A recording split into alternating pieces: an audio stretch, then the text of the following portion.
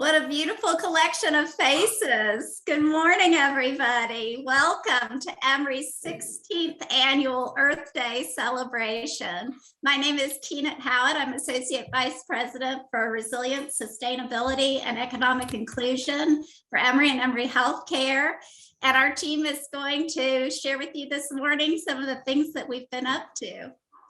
We want to start this celebration, though, with an acknowledgement of the land and peoples where we are. And that's one of the wonderful accomplishments of this year, is that Emory has finally officially adopted a land and peoples acknowledgement. Taylor, will you go to the next slide and we can look at that together? And I would like to read it. Emory University acknowledges the Muskogee people who lived, worked, produced knowledge on, and nurtured the land where Emory's Oxford and Atlanta campuses are now located. In 1821, 15 years before Emory's founding, the Muskogee were forced to relinquish this land. We recognize the sustained oppression, land dispossession, and involuntary removals of the Muskogee and Cherokee peoples from Georgia and the Southeast. Emory seeks to honor the Muskogee Nation and other indigenous caretakers of this land by humbly seeking knowledge of their histories and committing to respectful stewardship of the land. I want to also acknowledge the peoples who were forcibly brought to these lands and enslaved, and to the Indigenous students who worked so hard to get this Land and Peoples Acknowledgement adopted by Emory. Kelly, I'll turn it over to you now. Thank you so much, Keenan, for doing that. We also want to acknowledge that today is a religious holiday for some of you, and we apologize for scheduling this on a religious holiday, and we will take good care to avoid that in the future. Next slide, please, Taylor. I just want to, hi, everybody. I'll say hello and introduce myself. I'm the Director of Sustainability for Emory University and Emory Healthcare, and I just celebrated my 10th year at Emory in the Office of Sustainability Initiatives. We want to share a brief reminder of who is in the full Sustainability, Resilience, and Economic Inclusion team. We are small but mighty, with 4 full-time staff members, a part-time garden coordinator, and 3 part-time faculty directors of the Resilience and Sustainability Collaboratory. Next slide, please. We are also incredibly lucky to get to work with a group of interns that outnumbers our staff every semester. This year's amazing interns are a diverse group of undergraduate and graduate students with incredible skills and dedication to sustainability at Emory. We will hear more from them, some of them later in the program, and encourage you all to stop and talk to them if you see them on campus. Next slide, please. As the urgency for climate solutions and sustainable development increases, OSI is preparing by increasing the capacity and skill set of our staff. Unfortunately, we are not approved to expand our staff through our operating budget, but in 2021, OSI made the decision to use funds raised through philanthropic giving to OSI to support 2 brand new fellowships. These positions are designed to provide early career opportunities for new sustainability professionals and to increase the diversity of the sustainability field through an inclusive hiring process that attracts diverse candidates. Thank you to all of our friends, family, and supporters who donate to OSI through Emory's Day of Giving and throughout the year. These fellowships and our internships are made possible by your generosity. Next slide, please. OSI is doing all of this hard work nestled deep within the Emory organization. For OSI's first successful 14 years, OSI reported directly to the EVPBA and Provost. In March 2020, OSI was reorganized into campus services, but we are still implementing Emory's enterprise-wide sustainability vision, navigating these new layers of reporting and processes. But OSI rarely slows down, and we continue to support Emory sustainability leaderships across the country and the world by earning new rankings and supporting new institutional commitments. As you all hopefully know, in 2021, Emory earned another gold rating from the Association for the Advancement of Sustainability in Higher Education, or ASHE's, STARS rating program based on 2019 Emory data.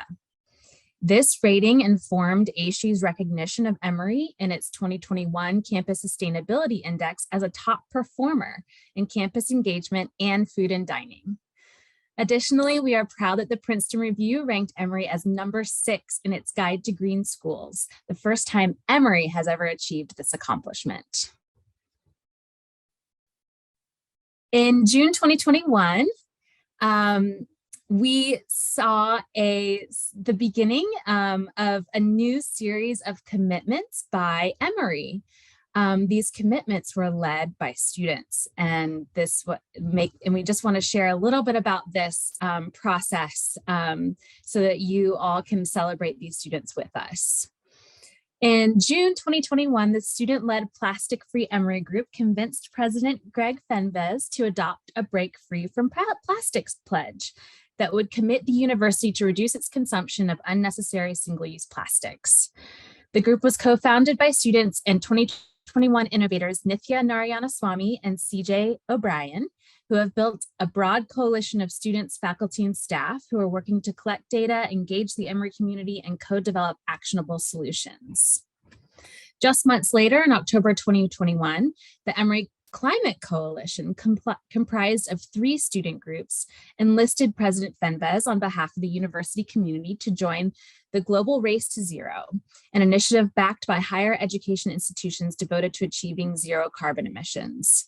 At the same time, President Fenves also signed the Second Nature Climate Leadership Network, joining 450 other universities and colleges that have agreed to take actionable and trackable steps toward reducing greenhouse gas emissions. Of course, Emory's 2025 sustainability vision is still our guide, and many of these accomplishments are the result of having this plan in place. However, this momentum and reputation can't be maintained or these commitments met without constant attention and robust support at all levels. Over the next decade, OSI will be nudging Emory beyond its comfort zones in order to adequately address the shared climate crisis. We would now like to briefly introduce 3 examples of how OSI is trying to break from business as usual to foster change and hold up sustainability champions at Emory and in the region. I will turn it over to Taylor now to highlight the first example, which is the unique approach taken by Plastic Free Emory and the collaboration between the wonderful students and OSI. Taylor? Hi, thank you. Hi, everyone. I'm Taylor Spicer, the Assistant Director for Emory's Office of Sustainability Initiatives. Akeelia, next slide, please. And I'm lucky and so thankful to get to work with amazing students. It's a big part of my job to lift up all of the amazing student leaders that we have. And so we wanted to dive a little bit deeper into the example of Plastic Free Emory because we've just been so amazed at the work that they've done this past year. Akeelia, next slide, please. If you wouldn't mind clicking. So in the beginning, Plastic Free Emory started with an idea from one person, CJ O'Brien. And as Kelly mentioned, we quickly connected CJ with another amazing student leader, Nithya. And so they have been growing in the people part of a commitment to recruit a task force of activated students across the campus, not only the Atlanta campus, but especially Oxford campus as well. And that network has now grown to include staff and faculty stakeholders. So they have really done the hard work of identifying those in key decision-making roles and eventually utilizing specific tools that I wanted to highlight here. Akeelia, if you wouldn't mind clicking. They first started by drafting a Break Free from Plastics pledge, which is something that had been developed by an outside organization called Post Landfill Action Network. So they learned from this national network and built from the model that already existed and tailored it for the Atlanta area. So within Emory's Break Free from Plastics Pledge, there is some semblance of what the national network utilized, but there is also very specific language about Emory and Atlanta's broader commitment to reducing unnecessary single-use plastics. And so to support the need for adopting this pledge, they also have been collecting a lot of data from students, faculty, and staff through different surveys, through engagement opportunities, through presentations to student governing bodies. And they are currently collecting more information through a survey if you're interested in giving your voice. Another tool they use, Akila, if you wouldn't mind clicking. I got two more. Thank you. Is they took time to celebrate. So not everyone does that. They created something called the Plastival, which was a festival in the middle of campus that was plastic free and intended to not only engage new people interested, but to celebrate with those who had done the hard work to get to that point. And now they're doing all sorts of things, but including centering student innovation. So last night we were able to announce the winners of a cool collaboration that really invited students to be solutions makers to help Emory achieve the Break Free from Plastics Pledge by 2025. So just wanted to point out this really great example of students kind of disrupting and showing us all cool, creative, fun ways to make progress. So I'll pass it off to Keenan. Akelia, next slide, please. Thank you. Our office also has pioneered a novel approach to ensuring a sustainable and resilient food supply chain. Our office and others at Emory have partnered with the Conservation Fund, a national nonprofit, on the Working Farms Fund, which provides land access to a new generation of farmers, targeting those who historically have been denied access to land. For example, women, African American, and Indigenous farmers. The fund leases the land and to the farmer so that they can ultimately own it themselves.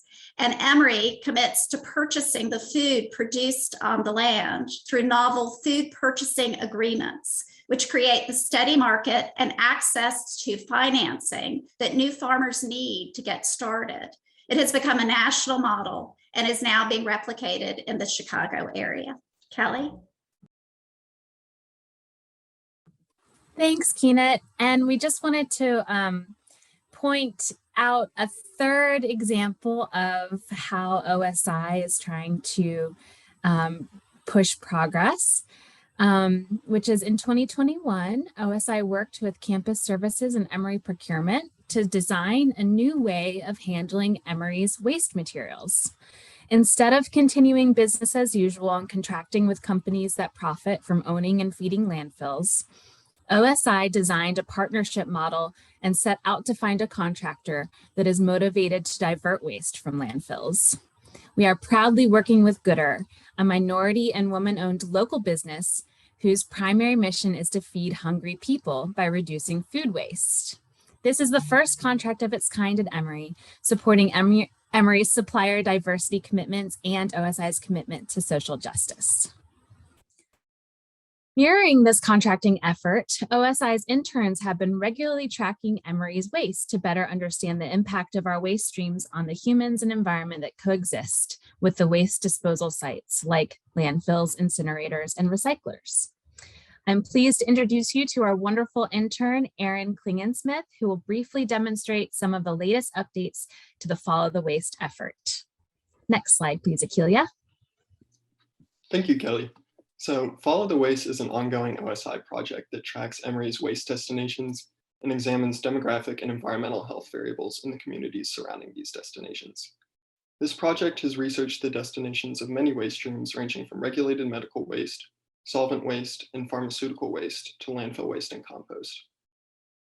Some of Emory's waste destinations have changed this year following the university's new contract with Gooder, and OSI has updated Follow the Waste to include the demographic and environmental health indicators in areas surrounding these new destinations.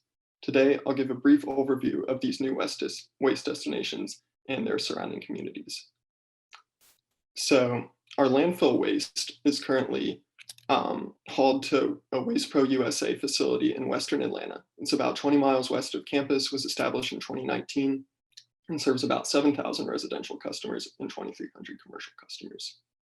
Our compost is now headed to a few locations. The two main ones are Gainesville Waste and Recycle in Gainesville, Georgia.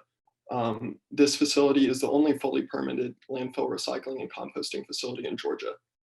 The other major composting facility that our compost is now headed to is the 400 North landfill in Dawsonville, Georgia, which has a composting facility attached to the landfill and is a facility that specializes in both composting and landfill waste. And this facility is located in Dawsonville, about 45 miles northeast of campus. So next slide, please. So OSI pulled statistics for demographic and environmental health variables used in these analyses from the U.S. Environmental Protection Agency EJ Screen software, an environmental justice mapping tool. The tool contains a multitude of map layers that can be examined over almost all geographic locations in the United States. Each layer contains data that ranks the percentiles of geographic areas regarding the variable in question relative to the rest of the country.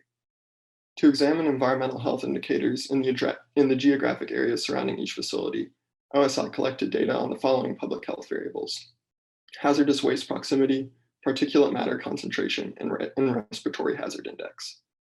The findings for these three locations, our landfill location and two major composting locations, are included in these slides. So here you can see the landfill location.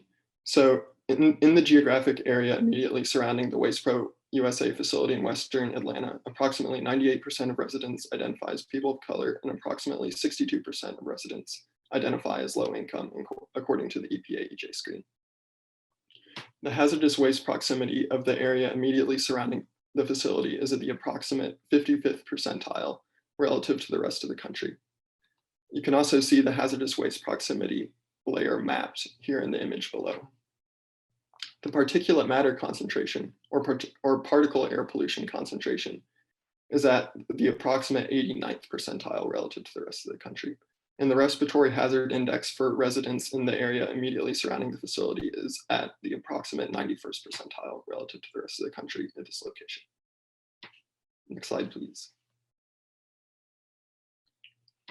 So for the Gainesville compost location, in the geographic area immediately surrounding the Gainesville Waste and Recycle facility, approximately 68% of residents identify as people of color and approximately 60% of residents identify as low income, according to the EPA EJ screen. The hazardous waste proximity for residents in the area immediately surrounding this facility is at the approximate 31st percentile relative to the rest of the country. Again, you can see that mapped here below.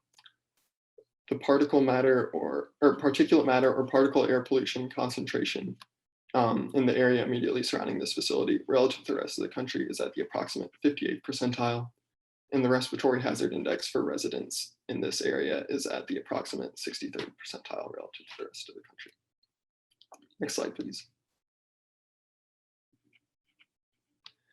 As for the Dawsonville compost location, in the geographic area immediately surrounding the 400 North landfill and composting facility, approximately 14% of residents identify as people of color and approximately 18% of residents identify as low income. The hazardous waste proximity of the area immediately surrounding this facility is at the 46th percentile. The particle air pollution concentration in the area immediately surrounding this facility is at the approximate 10th percentile, and the respiratory hazard index for residents in the area immediately surrounding this facility is at the approximate 11th percentile relative to the rest of the country. So these are the three major locations and the major variables that we pulled. And that is all I have for today. So thank you. Thanks so much, Aaron. So just want to reiterate how thankful we are to have had Aaron on our team for so many years and just doing such great work. Thank you for sharing with us the updates to the years-long research now you've been doing to help us be fully aware of where our waste is going, in hopes that we all can make different decisions to reduce that amount of waste when we have the option. So thank you, Aaron.